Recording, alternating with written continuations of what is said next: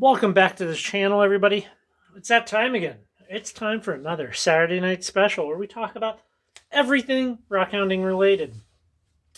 Got some new acquisitions here on the table, but before we get to that, man, winter came. It is snowing outside. I'm expecting to get about 6 inches or so today. The dog, she loves it. She loves ripping around in the snow, going crazy. I think it's that part husky in her makes her love it. She puts her head down sometimes and uses her nose as like a snow plow. Packs her nostrils full of snow. I don't I don't get it, but she loves it. This past week I met up with my buddy Matthew. Matthew has a YouTube channel and he does all kinds of he does rock hounding stuff, sciencey experiments. He's got a microscope. I gave him the little chunk of polished piece of ringing rock from Montana, and he took some microscope photos of it. So you're going to be looking at those right now. And I asked him what he thought of it, like as far as like what are the little blue specks that you could see flashing in it. It was kind of like it was kind of directional, right? Like you could only really see them if you held it just right. Well, I'm going to embarrass myself if I attempt to pronounce some of this. So on the screen right here, you can see his identification of that, and I have no reason not to trust him on that. So that's kind of neat. He also passed off a couple of rocks to me, and I cut up one of them. And what we have here is something that I am unable to identify. There's a lot going on in this. I'm not going to get it wet, but I will throw in a photo from the other day where you can see what it looks like. We're in a metal box here, right? So I'm not going to be using water out here anymore this year, probably.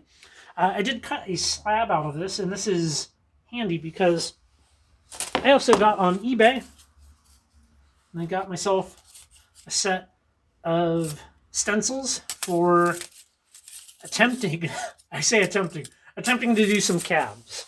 So this is kind of cool. I'm looking at this and thinking like, oh, what kind of like little scenes could I get out of this slab? I'm going to mail them back the other two halves.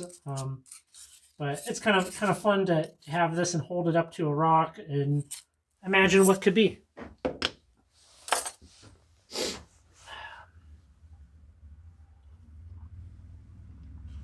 Also on the table, you see the fabulous Geopick. Now, everybody, for the most part, that's into rock hounding, eventually wants to do something a little more than surface pick, and you probably start with a rock hammer. Let me go grab one.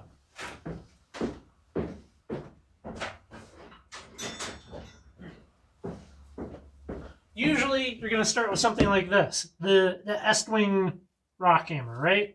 That one's Sarah's. Mine is the old one, which is very well used. Well, other than this, if I could have any tool, it's the Geopick, and more often than not, it's my go-to. It's the perfect size. It's got a great grip on it.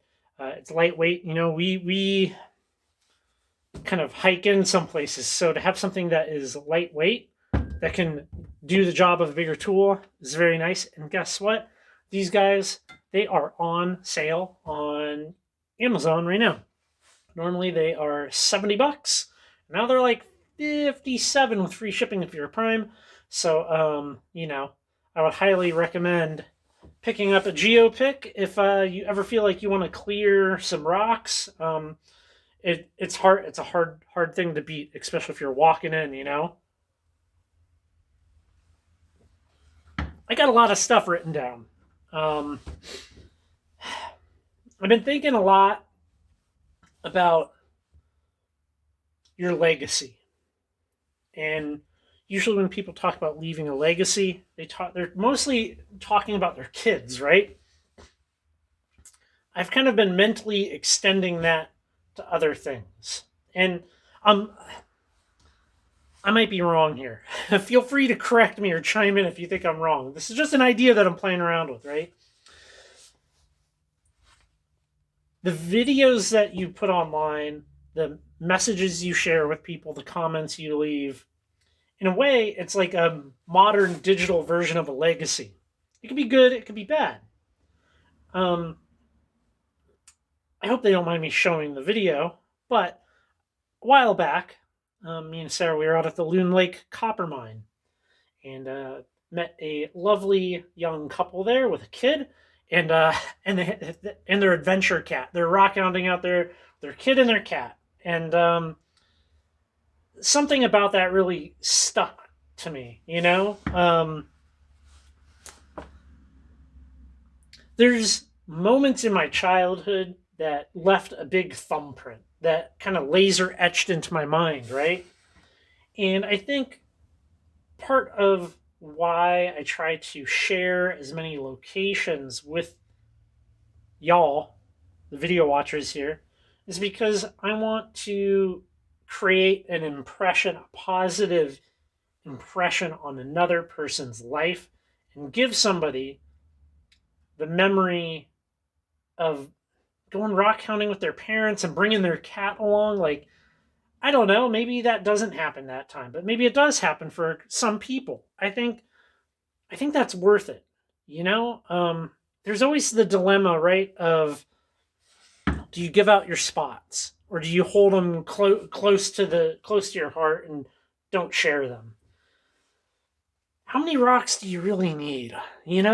Obviously, some people are going to be like, all the rocks. I've even said that jokingly, but you really don't.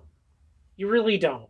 And rarely is an area ever going to get tapped out unless there's a minuscule amount of material in a tiny, tiny area, which usually isn't the case. I think back to my conversation that I had even on video with Chris, Old Guy Adventures, where we were talking about places like Hanson Creek, places like Red Top here in Washington, that have been rockhound locations for decades and decades and decades, and they're still producing.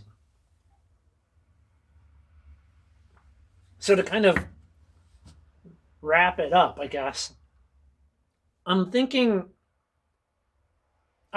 more justified in my opinion on that subject, and I think other people should maybe re-examine their own opinions on that subject as well, because you never know who could go out and have an amazing, positive, life-changing experience.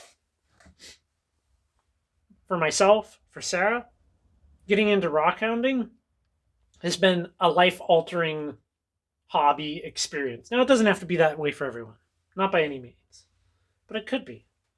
So, I guess in a nutshell, I'm saying shout from the top of the hill the rockhounding gospel. Tell people to go out, walk around in nature, and do some rockhounding.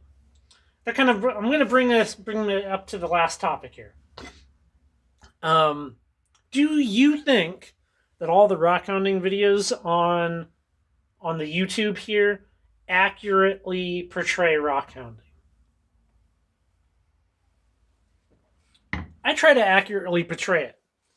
That said,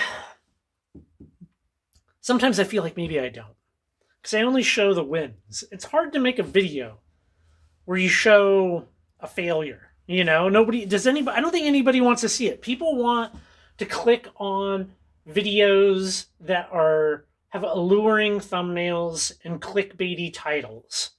And that's just a fact. Nobody wants to see the video.